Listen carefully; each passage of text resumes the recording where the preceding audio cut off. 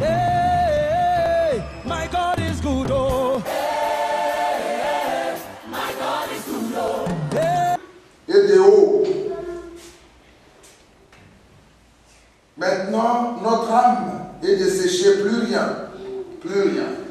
Nos yeux ne voient que de la manne. La manne ressemblait à de la graine de coriandre et avait l'apparence du bdellium. Le peuple se dispersait pour la ramasser. Il la broyait avec de meule. On la pilait dans un mortier. Il la cuisait au pot et en faisait des gâteaux. Elle avait le goût d'un gâteau à l'huile. Merci. Maintenant, je vais vous expliquer une chose. Toutes les démarches que nous sommes en train de faire, c'est autour du serpent. Jean a dit, avant que je touche cette écriture, Jean a dit,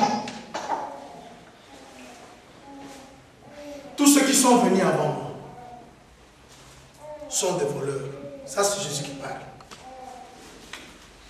Parce que le voleur ne vient que pour détruire, égorger, dérober. Mais moi, je suis venu pour que mes brebis aient la vie et qu'elles soient dans l'abondance. Ça, cette écriture explique que, Proverbe 10:16, que le travail du juste donne la vie. Alors, il a dit, ils ne sont pas seulement voleurs, ils sont aussi mercenaires. Pourquoi ils sont mercenaires? Parce que quand le loup vient, ça, je demande que l'Assemblée, j'ai besoin de votre attention. Quand le loup vient, le mercenaire prend fuite, il abandonne le troupeau. Mais moi, je donne ma vie. Bien aimé, on sait que le diable est aussi voleur dans les Écritures. Mais ici, ces voleurs ici, ce n'est pas le diable.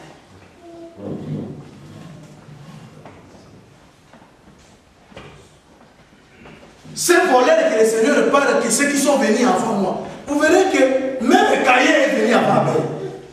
Mais je ne vais pas d'abord parler de Caïn et Abel, je vais commencer avec le Seigneur pour que vous compreniez. Mais les loups.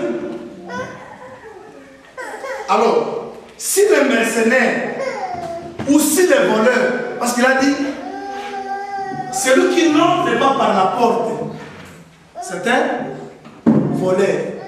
Ou il entre par ailleurs. Là, Jean n'a pas précisé par ailleurs, mais Joël a précisé que c'est par la fenêtre. Vous verrez que même dans l'arche de Noé, il y avait une porte et une fenêtre. La fenêtre a toujours été l'ombre de la porte. La moitié de la porte. Mais il a dit, ceux qui n'entrent pas par la porte ou passent par ailleurs sont voleurs. Vous devez faire attention. Ces voleurs de gens et les mercenaires de gens, si nous allons dire que c'est le diable, Matthieu 12 va nous créer des problèmes. Parce que jamais le diable peut venir chasser un diable. Parce que le loup qui viendra, et que le mercenaire qui est diable fuit encore. Matthieu 12 nous a dit, Satan ne peut pas chasser Satan. Si Satan chasse Satan, le royaume est divisé. Les loups ici, c'est l'ennemi, c'est le diable. Mais celui qui prend fuite, c'est un mercenaire, c'est un employé. On l'a pris pour un petit temps. Les Moïse, les Élie, ils étaient des mercenaires, les gens comprenaient pour servir pour un petit temps. Mais le peuple n'appartenait pas à Moïse. Jean l'a dit. Alors oui, l'épouse appartient à l'époux. Il faut que je diminue et que lui croisse. Alors vous allez comprendre, il dit maintenant, il faut que le berger passe par la porte. J'aime ça.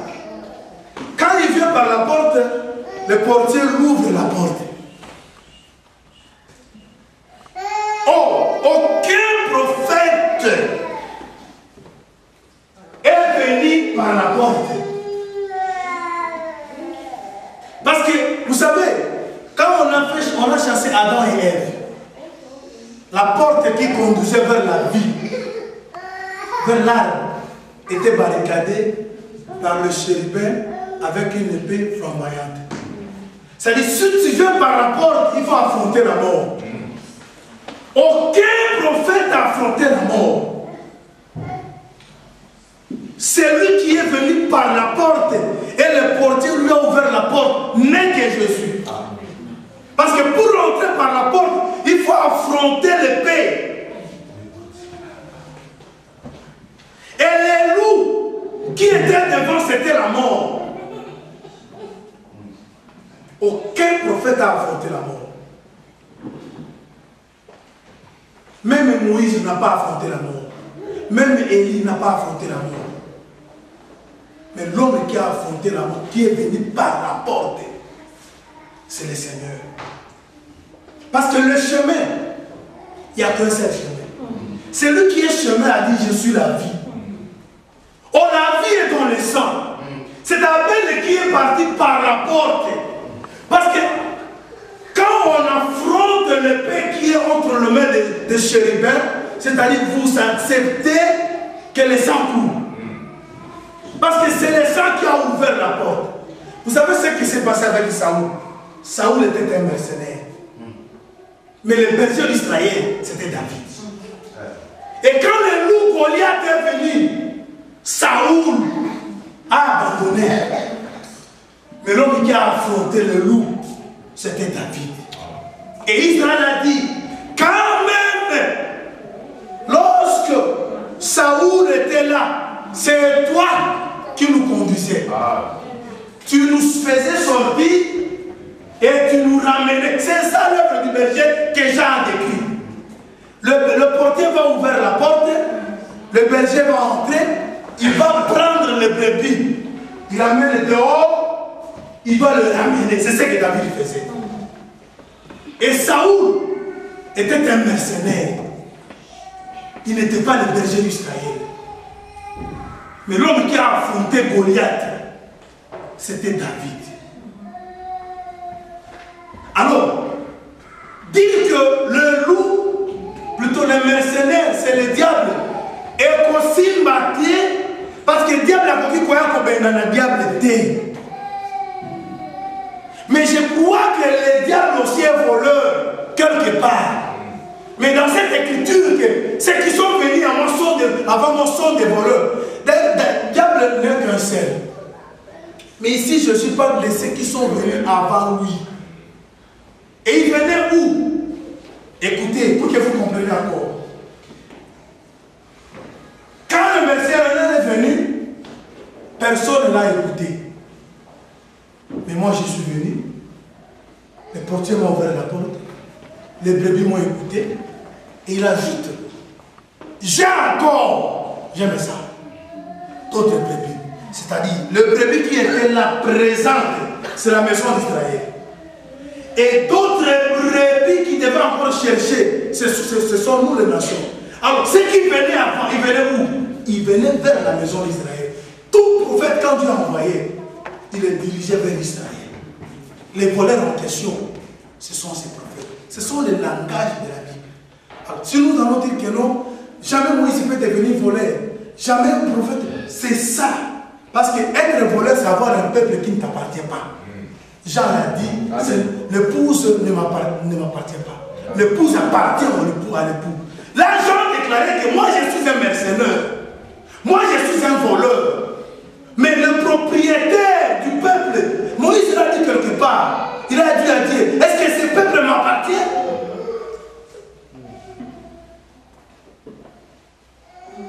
Quand même Moïse a fait sortir Israël de l'Égypte, le peuple ne lui appartenait pas. Le peuple, c'était le peuple de Dieu. Comme ce soir, tel que vous êtes là, le peuple que vous êtes, vous n'êtes pas le peuple de notre groupe, ni les gens aînés, non plus le peuple, mon peuple à moi. Vous êtes le peuple de Dieu.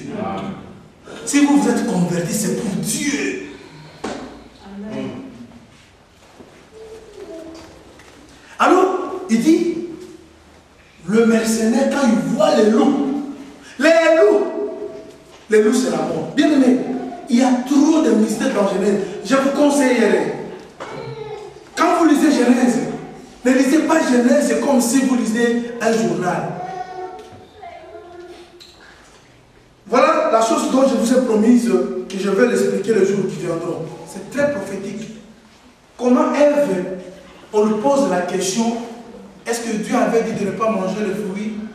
Le serpent n'avait pas dit de manger le fruit de la connaissance du bien et du mal. Ça, le serpent n'a pas dit.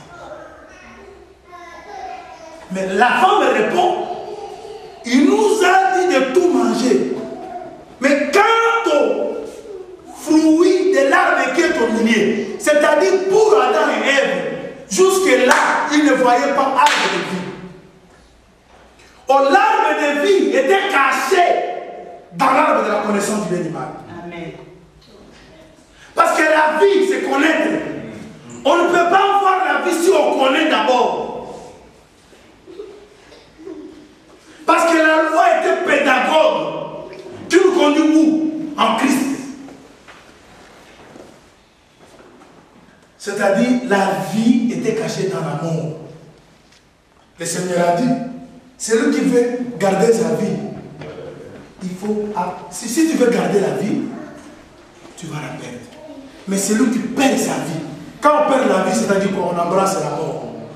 Et quand on perd la vie, on va la retrouver. C'est-à-dire qu'il faut d'abord affronter la mort. C'est ainsi que tu vivras. Alors, les anges, les prophètes plutôt, personne affrontait la mort. La mort était là. Vous savez ce que Jésus, le Seigneur vous dit dans Deutéronome 30. Vous commencez au 15e jusqu'au verset 19. Il dit, je mis devant vous la vie, le bien, la bénédiction. C'était déjà les arbres. Même Caïn aussi, il était devant des arbres. Dieu lui a dit, si tu agis bien, relève ta tête. Mais si tu agis mal, mal c'est la mort, bien c'est la vie. Quand vous touchez à l'arbre de la connaissance du bien et du mal, vous mourrez. C'est ce que Dieu avait dit. C'est-à-dire, un arbre donnait la mort, un autre donnait la vie. Mais pour manger la vie, il faut d'abord manger la mort. Le ministère de la mort, gravé sur les tables, c'était cet arbre-là. Il aurait fallu d'abord qu'ils voient ça. Parce que quand ils ont vu, Dieu maintenant dira, ils sont devenus comme nous, avec la connaissance du bien et du mal. Empêchons-les maintenant de toucher à l'arbre de vie. C'est-à-dire, ils ont maintenant compris, parce que les promesses de Messie, que le Messie viendra, Israël a eu ces promesses dans la loi. Pour Israël attendre le Messie pour leur donner la vie, ils devaient d'abord embrasser la loi. Et quand ils ont embrassé la loi, Dieu devait maintenant les empêcher. Parce que si les Israéliens avaient déjà embrassé Christ, les nations ne pouvaient pas être sauvées. Il les a empêchés parce qu'ils devaient sauver encore un autre peuple. Alors, on doit affronter la mort. Et aucun des prophètes, aucun des mercenaires accepte d'affronter les loups. Les loups, quand ils viennent, tous se disent. Et alors, c'est ainsi. Pasteur, vous lisez l'écriture. Je crois que c'est par là que je vais m'arrêter pour recevoir les questions qui nous aidera à continuer la séance prochaine. Vous lisez Jérémie 11. Jérémie 11, 19, 20. Deutéronome 20 aussi, 19, 20.